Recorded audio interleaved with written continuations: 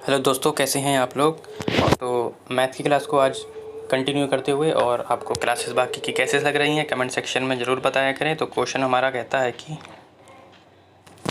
निम्नलिखित में से कौन सा कथन सही नहीं है।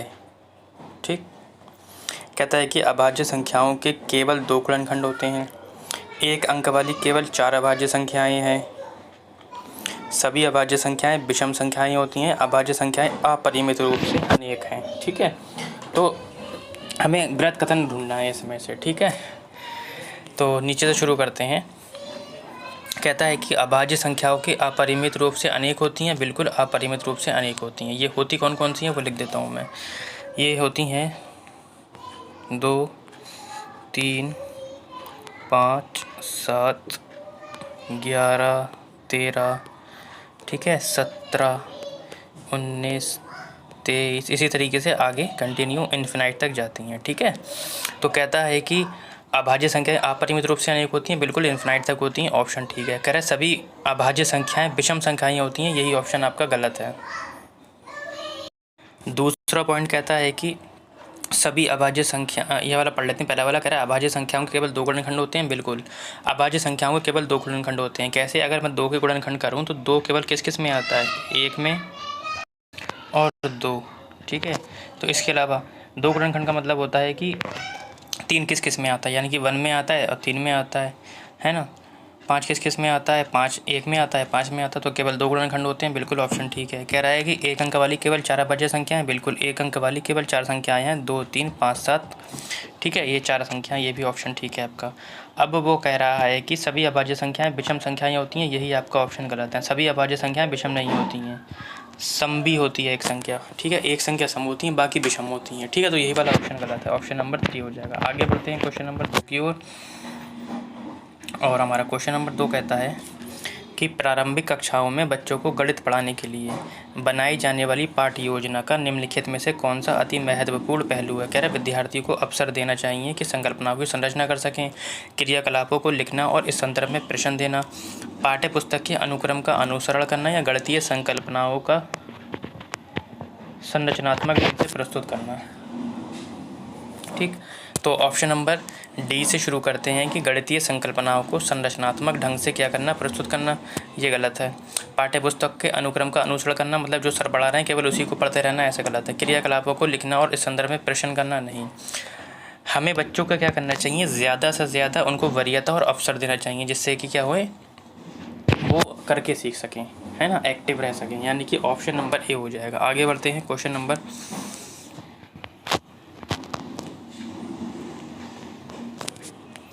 कहता है कि प्रश्न एक विद्यार्थी गिलास में टाइपिंग मिस्टेक हो जाती है। एक विद्यार्थी गिलास में भरे हुए पानी को गिलास का आयतन बताता है। छात्र को स्पष्ट नहीं है, क्या स्पष्ट नहीं है? कह रहा है आयतन की अवधारणा, आयतन का सूत्र, आयतन की माप या आयतन की इकाई। बच्चा गिलास में जो भरा हुआ पानी है उस गिलास को, तो पानी को गिलास का आयतन बताता है, तो उसको क्या है, इकाई की जो इकाई होती है ना उसका ज्ञान नहीं है, यानी कि आयतन की इकाई स्पष्ट नहीं है। ऑप्शन नंबर 4 हो जाएगा। आगे बढ़ते हैं क्वेश्चन नंबर 4 की ओर। तो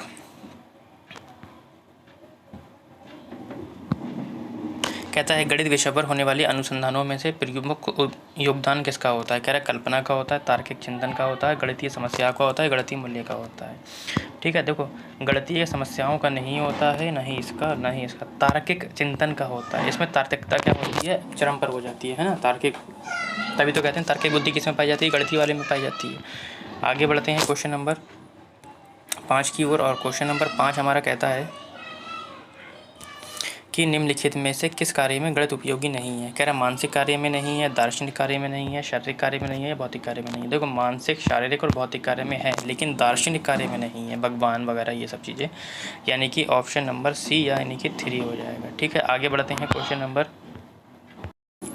कहता है कि गणित के अध्ययन से एक बच्चे में किस गुण का विकास होता है। कह रहा है कि आत्मविश्वास का होता है, तार्किक सोच का होता है, विश्लेषिक सोच का होता है, इनमें से सभी। देखो गणित के विकास अध्ययन में क्या होता है, देखो आत्मविश्वास का होता है, तार्किक सोच का भी विकास होता है, विश्लेषक सोच का भी होता है, यानी कि ऑप्शन नंबर हो जाएगा ये सभी 4। ठीक है, आगे बढ़ते हैं हम क्वेश्चन नंबर 8 की ओर। और हमारा क्वेश्चन नंबर 8 कहता है कि गणित में किस विधि में हम प्रायः सूत्र से नियम की ओर सहायता लेते हैं। तो कह रहा है संश्लेषण में, विश्लेषण में, आगमन में, निगमन में। ठीक है, संश्लेषित का मतलब होता है बेटा समेट लेना, विश्लेषण का मतलब होता है फैला देना। ठीक, अब मैंने आपको ट्रिक बताई थी, निगमन से हमें नी से हमें लेना है, नी से नियम, तो नियम के बाद उदाहरण, बस एक याद रखना है, दूसरा ऑटोमेटिकली याद हो जाएगा। निगमन में नी से नियम हो जाएगा, उसके बाद उदाहरण, यानी कि ये नियम से उदाहरण की ओर जाता है, तो इसका अपोजिट आगमन विधि होगा उदाहरण से नियम की ओर। ठीक है, यानी कि सूत्र से नियम की ओर जा रहे हैं,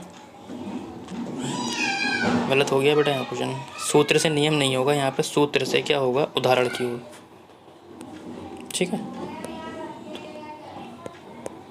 उदाहरण की ओर होगा। ठीक है, तो सूत्र से उदाहरण की ओर किस में जाते हैं हम, निगमन में।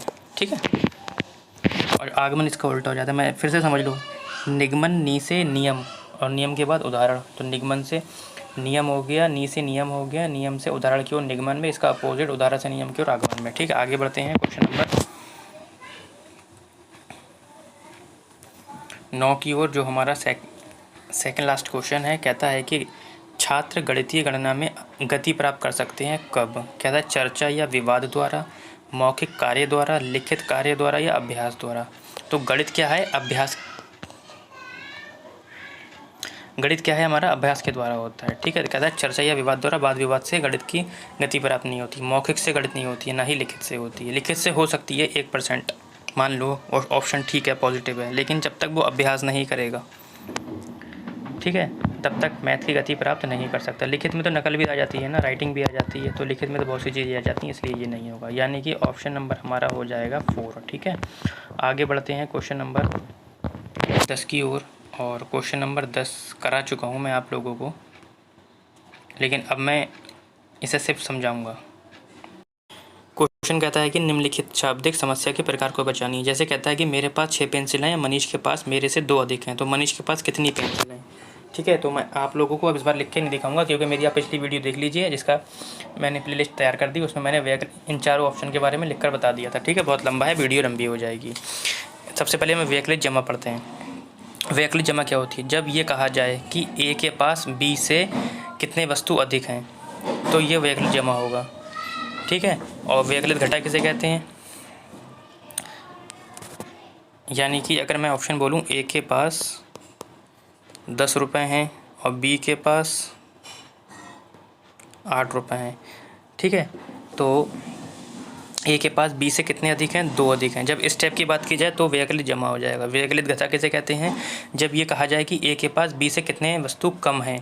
ठीक है, यानी ए के पास अगर 10 हैं और बी के पास 12 हैं, ठीक है, तो ए के पास बी से कितने कम हैं, तो 2 कम हैं। ठीक, तीसरा भी आ जाओ, तुलनात्मक जमा किसे कहते हैं, यानी कि जब ये कहा जाए कि जब ए के पास बी की तुलना में एक्स वस्तु अधिक हैं, ठीक है, तो उसे तुलनात्मक जमा बोलते हैं। तुलनात्मक घटा किसे बोलते हैं, जब ए के पास बी की तुलना में एक्स वस्तु कम है, तो उसे हम क्या बोलते हैं, तुलनात्मक घटा बोलते हैं। जैसे ए के पास 10 पेंसिलें हैं और बी के पास ए की तुलना में 4 कम है। ठीक, और ऊपर वाले का एग्जाम्पल था, ए के पास 6 वस्तु हैं और बी के पास ए की तुलना में 4 अधिक हैं। तो यही पूछा है